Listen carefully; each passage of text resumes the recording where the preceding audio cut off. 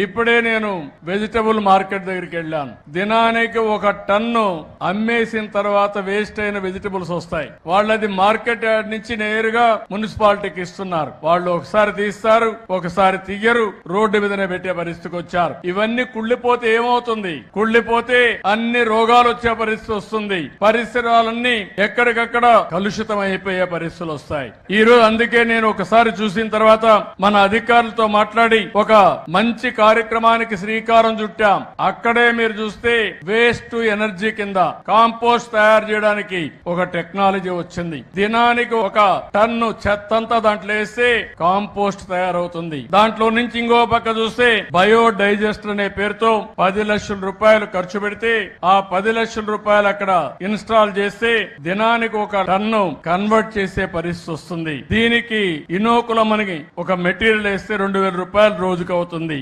25 రోజులకు 50,000 అవుతుంది. కూలి కూడా ఒక 15,000 అవుతుంది. 65,000 ఖర్చు పెట్టాలి. ఇందులో 1/3 33% ఎక్కడికక్కడ మీరు చూస్తే మనకు కాంపోస్ట్ ఎరువు వస్తుంది. ఇది అమ్మితే దగ్గర 1,17,000 రూపాయల ఆదాయం వచ్చే పరిస్థితి వస్తుంది. ఇది కాకుండా దాంట్లో నుంచి లీసెట్ అని ఒక లిక్విడ్ వస్తుంది. ఇది మన చెట్లకు కొడితే ఏవైతే ఈ రోజు వచ్చే రోగాలన్నీ కంట్రోల్ చేస్తుంది. ఇది కూడా 26 లీటర్లు వస్తుంది. 650 రూపాయల రేట్ ఉంది. 50 రూపాయలకు అమ్మినా 32,500 రూపాయలు వస్తుంది. దీన్ని వర్కౌట్ చేయమన్నా ఒక ప్రయోగంగా ఈ యొక్క వెజిటబుల్ మార్కెట్ దగ్గర పెడతారు. ఇక్కడ సక్సెస్ అయితే ప్రతి ఒక్కది ఇక్కడ పెట్టే పరిస్థితి వస్తుందని చెప్పి కూడా నేను మీకు తెలియజేస్తున్నా.